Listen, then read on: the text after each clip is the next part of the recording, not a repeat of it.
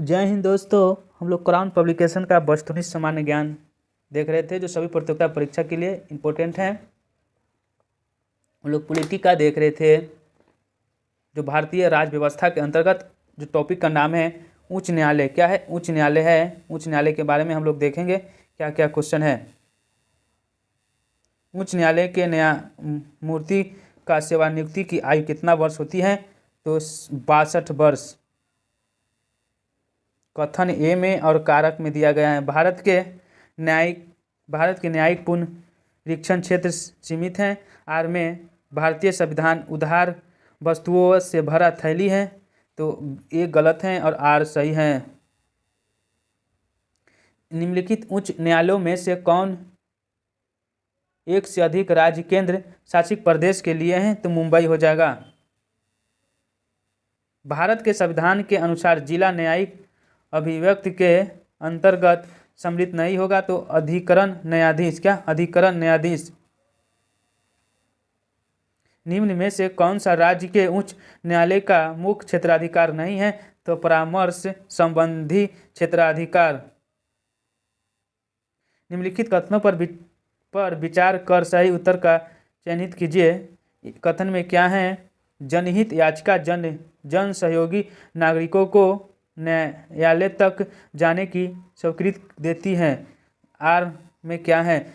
जन सहयोगी व्यक्ति उस व्यक्ति के लिए न्याय मांग सकते हैं जो किसी कारण से न्यायालय तक पहुंच पाने का असमर्थ है। तो ए तथा आर दोनों सही हैं एवं आर एक सही स्पष्टीकरण करता है।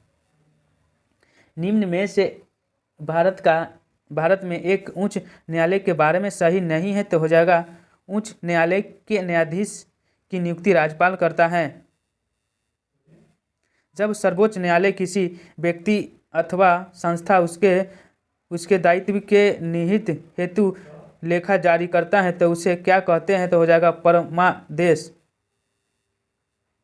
निम्नलिखित में से किसके मामले उच्च न्यायालय और उच्चतम न्यायालय दोनों की आधिकारिकता में आते हैं? तो हो जाएगा मूल अधिकारों का संरक्षण। निम्न में कौन सी एक याचिका अधीनस्थ न्यायालयों की कार्यपद्धति का परीक्षण करता है? तो हो जाएगा उत्प्रेक्षण। उच्च न्यायालय के न्यायाधीशों के वेतन और भत्ते दिए जाते हैं, तो हो जाएगा राज्य की संरक्षित निधि से। अंडमान एवं निकोबार द्वीप पर निम्नांकित उच्च न्यायालयों में से किस एक क्षेत्राधिकार है? तो कोलकाता हो जाएगा। भारत के संविधान के संदर्भ में निम्नलिखित कथनों पर विचार कीजिए। न तो एक होगा न दो होगा आंसर। उच्च न्यायालय के सेवानियुक्ति जज की पेश कहाँ की जा सकती है? तो भारत की संचित निधि में। कारण और 15 नंबर क्वेश्चन है, न्यायालय के आदेश की जानबूझकर अवज्ञा करना या उनका पालन न करना, न्यायिक व्यवहार के बारे में अनादर सूचित भाषा का प्रयोग करना न्यायालय की अवमान की कोट में आता है। न्यायिक सक्रियवाद न्यायपालिका को अवमानपूर्वक व्यवहार ढंगित करने की दंडात्मक अधिकार दिए बिना कारावाधि नहीं दिया जा सकता है। यहाँ पे ए बी नंबर सही है, ए और आर दोनों सही हैं, परंतु आर ए की सही व्याख्या नहीं करता है। केवल एक सही है। एक में क्या है? भारत में उच्च न्यायालय के न्यायाधीश को हटाने के लिए रीति उच्चतम न्यायालय को न्यायाधीश को हटाने की रीति के समान।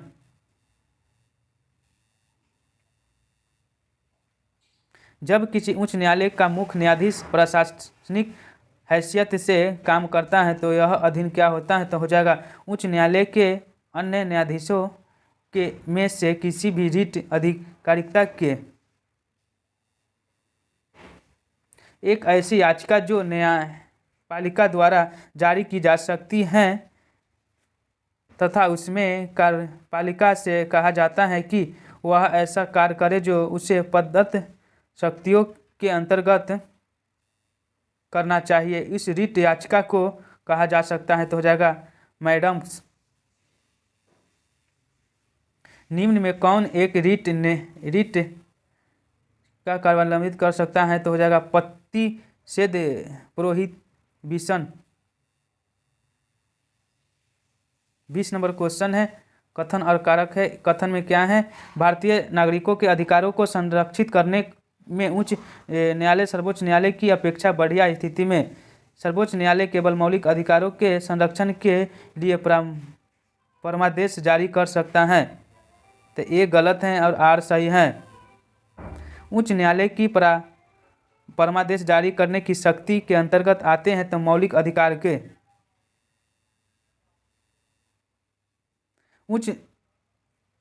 एक उच्च अधिकार प्राप्त न्यायालय द्वारा उत्प्रेरित रिट जारी कर सकते हैं। तो 1 नंबर हो जाएगा। एक अधिवक्ता न्यायालय को कि वह पुनः परीक्षण रिव्यू हेतु एक मामले विशेष की कार्यवाही का उल्लेख उन्हें हस्तांतरित कर देंगे।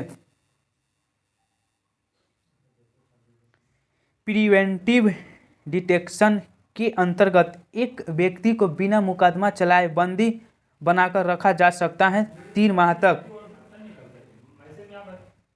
एक उच्च न्यायालय का न्यायाधीश अपना त्यागपत्र संबोधित करता है तो राष्ट्रपति को। विधि आयोग के किस अध्यक्ष ने अपनी रिपोर्ट में समर्थन किया है कि प्रत्येक उच्च न्यायालय के 1/3 न्यायाधीश दूसरे राज्य से होने चाहिए? तो हो जाएगा न्यायाधीश HR खन्ना। भारत में चलित न्यायालय मोबाइल कोर्ट इसका मानस पुत्र होगा? तो हो जाएगा डॉक्टर APJ अब्दुल कलाम। लोक अदालतों के संदर्भ में निम्नलिखित कथनों में कौन सा सही है? तो हो जाएगा उपयुक्त में से कोई भी सही नहीं है। फिर है 28 नंबर क्वेश्चन, ग्राम न्यायालय अधिनियम के संदर्भ में निम्नलिखित में से कौन सा कथन सही है? तो 2 नंबर ओनली सही है। यह अधिनियम अस्थायी सामाजिक सक्रियतावादियों को मध्यस्थ सुलहकता के रूप में स्वीकार करता है। यहाँ पे क्वेश्चन समाप्त।